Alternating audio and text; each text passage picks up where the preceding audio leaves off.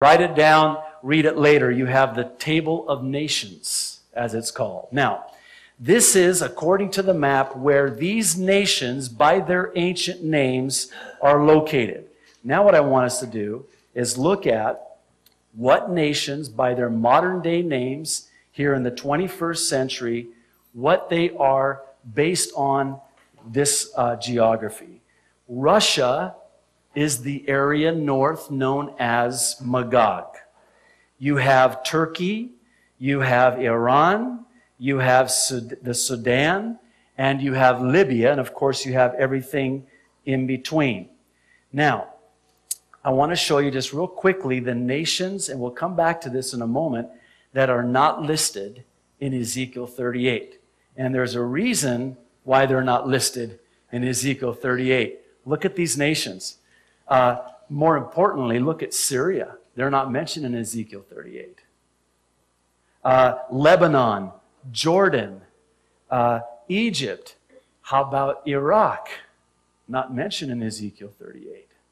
So again, we'll come back to that. I just want to quickly show you, for those of you who are visual like I am and need to see it kind of organized and compartmentalized, and I know they have clinical terms for this, but just bear with me because this is how, I'm able to kind of assimilate and understand.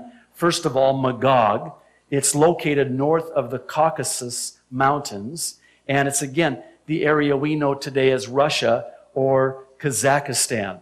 Now, the second one, Rosh, I want to tell you what the general thought is, but I want to insert a possible scenario that I think might have more accuracy, but it's believed that Rosh is the Taurus Mountains near the Volga River, and again, that would place it in Russia. Now, I want to suggest to you that you'll find in the other translations, the King James will call it Rosh, the New King James will call it Rosh. But did you notice that when Ezekiel prophesies, God says, I'm against you, okay? He's talking to a man. Now, stay with me. Rosh in Hebrew is head, chief. In Arabic, it's Ras. See, in the Hebrew tongue, it's the sh sound. And in the Arabic tongue, it's the s sound. So, like, for example, Yeshua in Hebrew, Yasua in Arabic. So, Rosh in Hebrew, Ras in Arabic. Now, if I were to say to you, in Arabic, I'm not saying anything bad here, okay? But I was to say something like, Hada Zalama Ras. Okay. What did you just call me? I didn't call you a bad name. What I just said to you in Arabic is, you see that man, he's the head. You see that man, he's the head. And it seems to me in Ezekiel's prophecy that what's being said here is God is talking to a man, to the head, when he says, Rosh, the chief, the head. See, I think it's a poor translation to twist it into a transliteration and say Rosh is Rasha.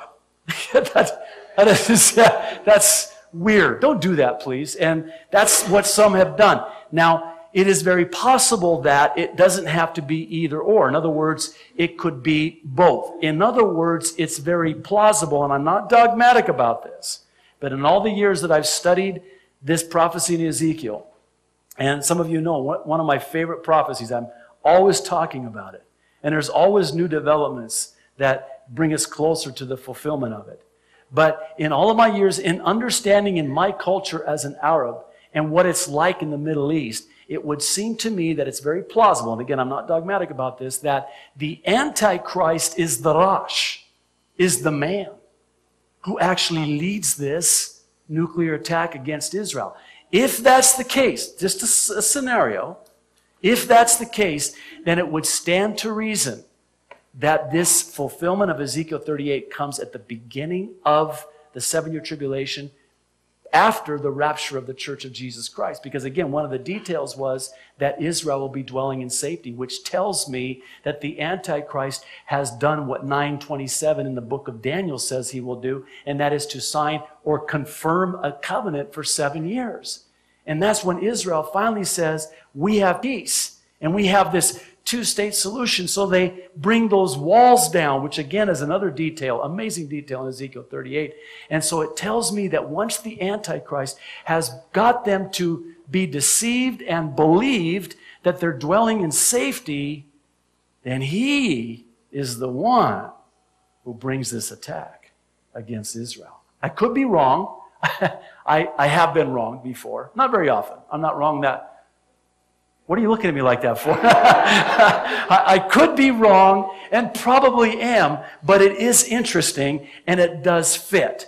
So I don't know that Rosh is the name of a nation as much as it is the name of a man and his position as the head, the one who leads this attack. Meshech, located in the area known as the Moshean Mountains. Again, Russia, closer in proximity to Moscow. Tubal is located in the eastern section of the Black Sea. It's modern-day Georgia or Turkey.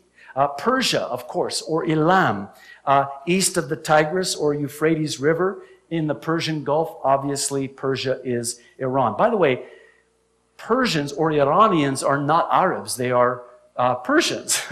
And they don't speak Arabic. They speak Farsi. Okay, so don't make synonymous Islam with Arabs, please. Don't make it, that's like making synonymous American with Christian. See, just because you're an American does not mean you're a Christian. Just because you're an Arab does not mean you are a Muslim. In fact, the largest populated Muslim nation is Indonesia, and not an Arab nation. So then you have Kush, northeastern Africa. This is Ethiopia, Niger, and the Sudan.